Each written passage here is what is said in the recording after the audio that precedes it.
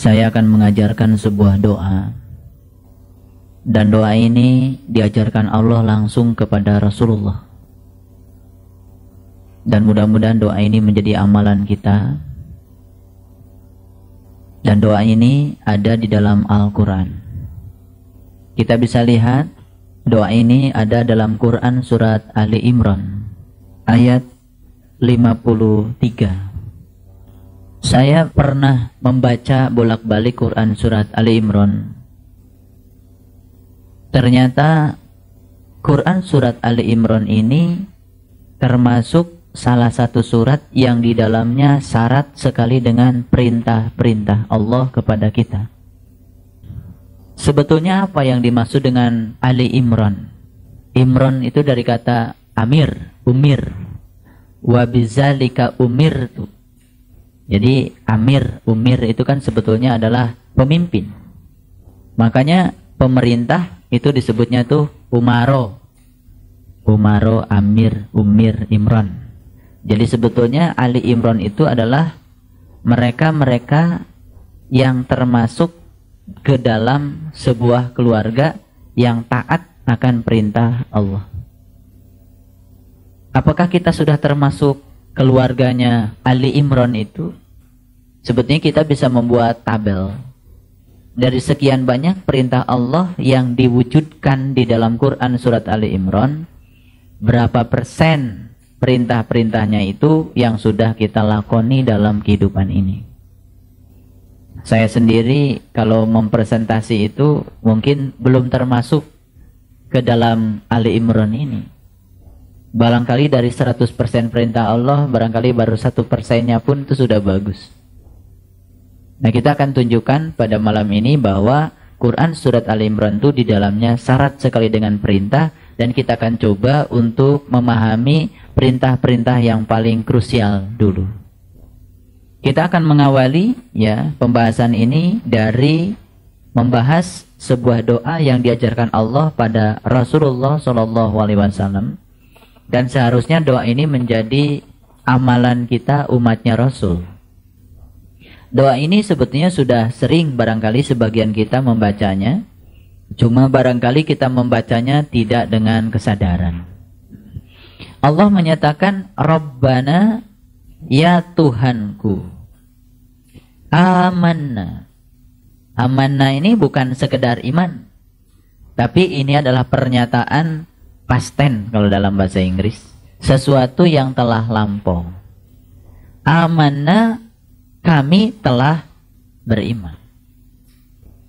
Jadi orang ini baru bisa menyatakan pernyataan ini dengan pernyataan kami telah beriman jika dia telah menapaki sebuah perjalanan untuk mencapai iman itu sendiri.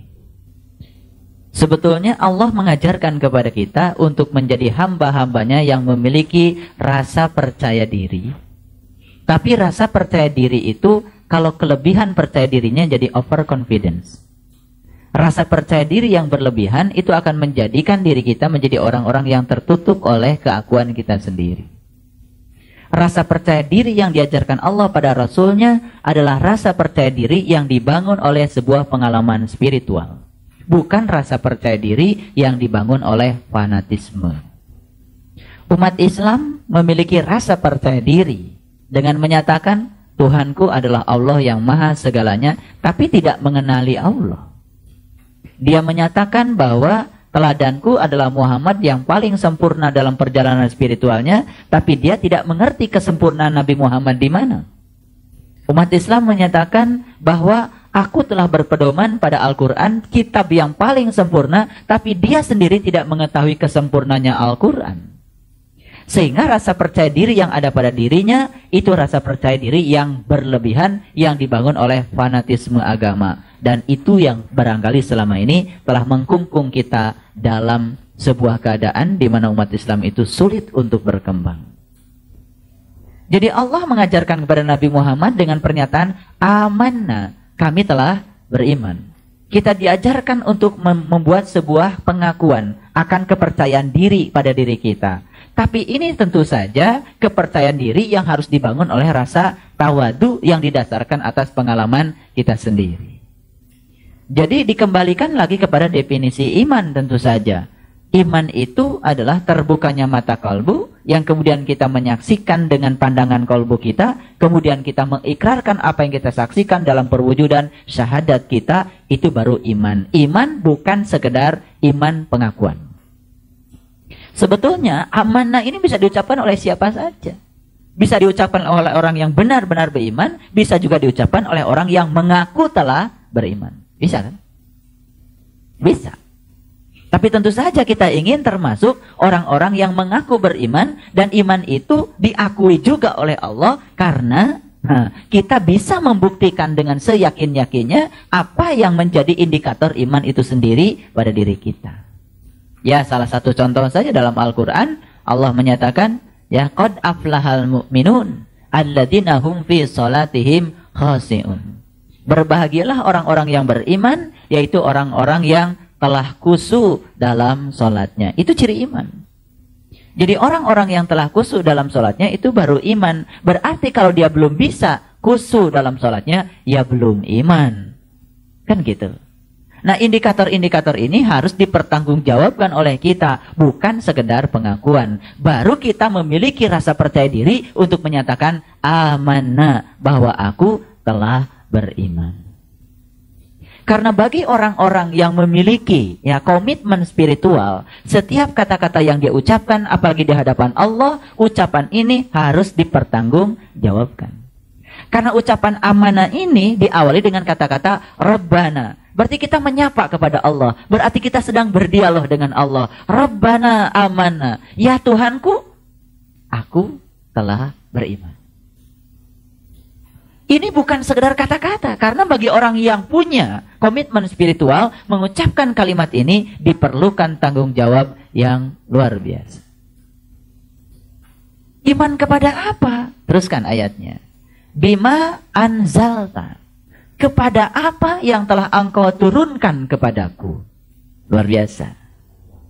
Berarti orang ini baru bisa mengatakan, Rabbana amanna bima anzalta. Ya Tuhanku, kami telah beriman kepada apa yang telah engkau turunkan kepadaku. Andai kita sudah merasakan bahwa Allah telah menurunkan sesuatu kepada kita. Paham? Apa yang diturunkan Allah kepada kita? Yang diturunkan Allah kepada kita, ya apa yang Allah pertunjukkan kepada kita ketika kita sedang menemuinya. Dan andai kita tidak bisa menyaksikan apa yang sedang Allah pertunjukkan kepada kita ketika kita sedang membuka pandangan kalbu kita, berarti tidak ada yang bisa kita akui bahwa di sini Allah menyatakan Rabbana amanna bima anzalta. Saya ingin membuat agar kita menjadi sederhana. Ya Tuhanku, aku telah beriman bima anzalta, kepada apa yang telah engkau pertunjukkan kepadaku. Jadi ketika kita masih ragu dengan apa yang Allah pertunjukkan kepada kita, sesungguhnya kita sedang menipu diri kita ketika kita mengucapkan kalimat ini. Betul? Makanya kalimat ini harus dipupuk dengan sebuah pengalaman spiritual agar kita memiliki rasa percaya diri untuk mengucapkannya. Jangan sekedar ucapan yang tidak diiringi dengan keyakinan yang melekat pada diri kita. Rabbana amanna. Ya Tuhanku, aku telah beriman bima anzalta, pada apa yang telah engkau pertunjukkan kepadaku. Kepada apa yang telah engkau turunkan kepadaku. Jadi kalau kita berbicara yang diturunkan itu Al-Quran, ya Al-Quran cuma diturunkan pada Nabi Muhammad. Berarti ayat ini tidak berhak untuk dibacakan oleh siapapun kecuali oleh Nabi Muhammad.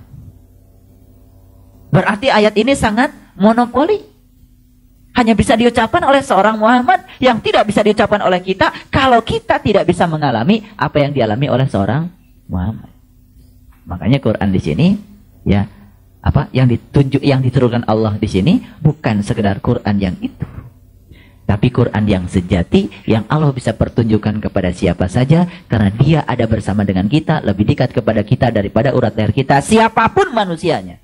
Dia bersama dengan Allah. Paham? Adil Allah.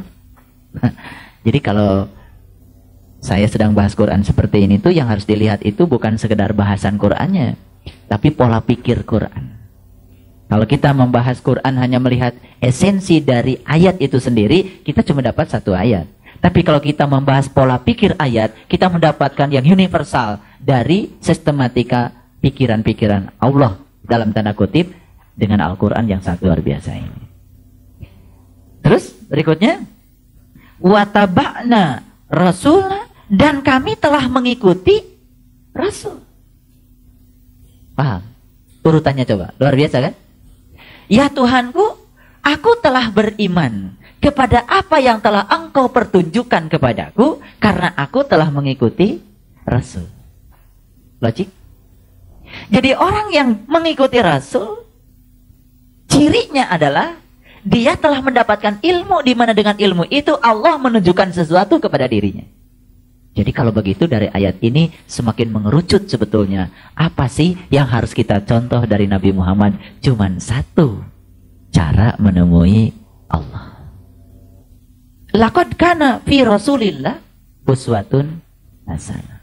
Sesungguhnya bagi kamu sekalian, pada diri Rasulullah itu ada contoh teladan yang sangat sempurna. Contoh tentang apa? Sangat spesifik. Liman kana yarjullah. Contoh tentang cara menemui Allah. Wal yaumal akhir, dan di hari kemudian, wa zakarallaha katsira, dia bisa mengingat Allah banyak-banyak. Logik? Mencontoh Nabi. Contoh yang mana? Cara menemui Allahnya. Begitu kita mencontoh Nabi tentang cara menemui Allahnya, di hari berikutnya setelah ketemu, wa zakarallaha katsira, maka kita bisa mengingatnya banyak-banyak. Logik? Coba sekarang buka Quran surat Al-Ahzab, surat yang 33. Coba buka ayat yang ke-21. Lihat. Laqad, sesungguhnya, kana lakum, bagi kamu sekalian, fi, pada diri Rasulullah, uswatun hasanah, ada teladan yang sempurna. Teladan tentang apa? Liman kana yarju. Sebenarnya yarju itu bukan menemui. Yarju itu artinya kembali. Liman kana yarjullah, bagi orang yang ingin kembali kepada Allah. Nah kemudian para mufassirin yang pintar menyatakan, kalau kita ingin kembali kepada Allah, syaratnya harus tahu Allah. Itu didasarkan pada Quran surat Al-Isra ayat 72 yang menyatakan, barang siapa yang buta di dunia, lebih buta di akhirat. Berarti kalau kita tidak ingin buta di akhirat, di dunia jangan buta. Barang siapa yang tidak ketemu Allah di dunia, tidak akan ketemu Allah di akhirat. Berarti kalau ingin ketemu Allah di akhirat, ketemulah dari dunia ini. Untuk bertemu dengan Allah, dia harus tahu caranya, kan begitu. Makanya liman kana yarjullah, aslinya adalah bagi orang yang ingin kembali kepada Allah. Logikanya adalah untuk kembali kepada Allah harus menemui Allah, maka liman kana yarjullah sering diterjemahkan bagi orang yang mengharap berjumpa dengan Allah. Paham? Kemudian berikutnya apa? Wal yaumal akhir. Wal yaumal akhir selalu diterjemahkan hari kiamat. Padahal wal yaumal akhir itu terjemahnya adalah di hari kemudian. Hari kemudian kapan? Hari kemudian itu adalah hari setelah hari ini. Besok, lusa, dan seterusnya. Paham? Wa zakarallaha katsira, akan bisa mengingat Allah banyak-banyak. Sekarang urutkan. Kita mencontoh uswatun hasanah Rasul. Tentang apa? Tentang cara menemui Allahnya. Betul? Setelah menemui Allah, hari ini kita bisa menemuinya, maka di hari kemudian, setelah hari ini, maka kita bisa mengingatnya banyak-banyak. Masuk akal? Jadi akhirnya gak logik bagi orang yang mengharap rahmat, ngawur, dan kedatangan hari kiamat, dan menyebut, loh, zikir itu bukan menyebut, zikir itu mengingat. Kata mengingat diterjemahkan jadi menyebut saja, itu sudah salah kaprah. Makanya umat Islam ketika mengatakan la ilaha illallah, itu disebutnya zikir. Kan sudah salah kaprah. Ketika dia menyebut, dianggapnya sudah mengingat. Jadi salah kaprah. Akibatnya semua memiliki overconfidence tadi. Rasa percaya diri yang berlebihan karena dirinya merasa sudah mengingat. Padahal menyebut-nyebut nama saya, kalau belum pernah ketemu dengan saya, tidak akan bisa mengingat saya. Cuman bisa mengingat Saiful, cuman tulisannya saja. Tulisan Saiful, bukan Saiful. Cuman kita kadang-kadang nggak nyadar. Makanya bersyukur ya, masuk kepada kelompok pengajian di sini dan kita bisa berbicara di sini buka-bukaan. Udah tidak ada dinding lagi, kita bicaranya udah buka-bukaan. Dan kita mendapatkan pemahaman yang paripurna. Baik, kita teruskan. Ya, pada Quran surat Ali Imran tadi, ya 53. Kita teruskan dulu. Ya, Rabbana, ya Tuhanku, amanna, kami telah beriman. Iman pada apa sih? Bima anzalta, pada apa yang telah engkau pertunjukkan kepadaku. Sudahkah Allah menunjukkan sesuatu kepadamu? Jadi kalau sudah Allah menunjukkan sesuatu kepadamu, apa yang Allah pertunjukkan kepadamu, ya imani.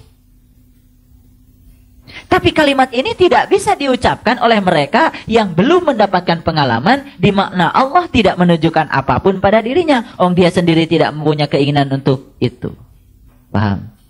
Makanya di sini dikatakan wataba'na rasula, karena kami telah mengikuti Rasul. Katakan, dalam hal apa mengikuti Rasulnya? Dijelaskan di Quran surat Al-Ahzab ayat 21 tentang cara menemui Allah. Baik, sekarang kita ekstrapolasi sedikit. Kalau mengikuti cara tidurnya Rasul, bisa nggak Allah menunjukkan sesuatu kepada kita? Kalau umat Islam kebanyakan itu, kita berbicaranya itu tidak fokus. Mencontoh Rasul itu, kebanyakan ya dicontoh yang lain-lainnya. Misalkan, yang dicontoh itu adalah cara tidurnya. Ya boleh saja sih, ya kan? Cara makannya, ya kan? Cara lain-lainnya. Padahal Quran itu mengajarkan kepada kita yang patut dicontoh dari Rasul itu yang paling utama dan pertama adalah cara menemui Allahnya. Dan ini jarang dicontoh. Justru yang utama ditekankan di Quran tidak dicontoh, tapi yang tidak ditekankan di Quran malah itu yang dicontoh. Padahal kalau kita wataba'na rasula, bisa mengikuti Rasul tentang cara menemui Allahnya, bima anzalta, maka Allah akan menunjukkan sesuatu kepada kita. Dan itu yang bisa kita imani. Paham? Ayo ucapan Alhamdulillah bisa ketemu dengan seorang penerus tugas kerasulan. Gak perlu ketemu dengan Rasul. Karena Rasul sendiri hanya hidup dalam kurun waktu yang sangat pendek, 63 tahun. Tapi Rasul sudah mengatakan, berbahagialah umatku yang tidak hidup sejaman dengan aku, tapi mereka masih dapat ilmu dari para pewarisku. Jadi siapapun sampai kapanpun, setiap orang yang memiliki keinginan untuk jumpa dengan Allah, pasti akan dipertemukan dengan para pewaris tugas kerasulan itu sendiri. Yang ingin. Yang nggak ingin, nggak akan. Yang ingin belajar ngaji sampai menemukan Allah dalam dirinya, dia akan dipertemukan dengan orang-orang yang bisa menunjukkan jalan kepada Allah sesuai dengan kebutuhan. Dan terjadi proses penyaringan yang luar biasa. Kamu butuhnya ini, cocoknya ke sini gurunya. Kamu butuhnya ini, cocoknya ke sini gurunya. Jadi pertemuan kita dengan guru itu bukan sesuatu yang kebetulan, tergantung apa mau kita. Betul? Tuh.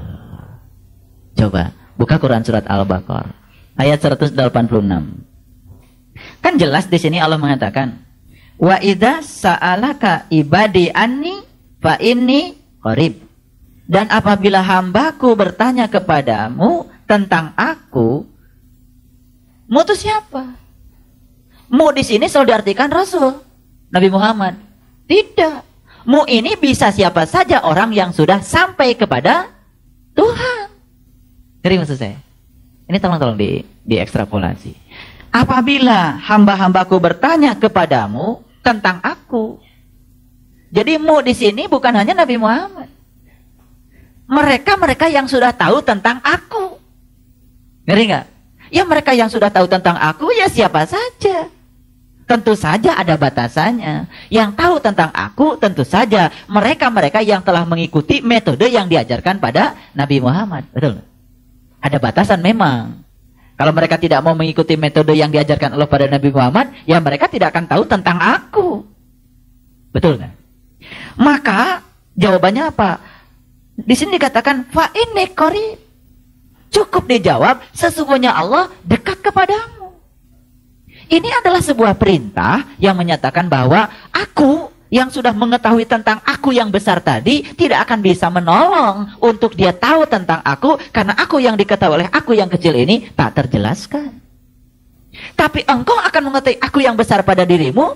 Cukup mengatakan, wah ini qarib, Tuhan bersamamu kok, lebih dekat kepadamu, kan begitu. Paham? Gitu. Makanya untuk bisa menjelaskan seseorang untuk agar orang itu bisa mengalami Tuhan, tidak bisa orang mengalami Tuhan dengan penjelasan kita tentang pengalaman kita pada Tuhan. Pengalaman kita hanya untuk diri kita sendiri. Supaya dia mengalami, cukup katakan, fa inni qarib, Tuhan bersamamu kok. Gitu. Biar dia bisa mengalami sendiri. Karena Tuhan tak terjelaskan, tapi dia bisa dialami sendiri.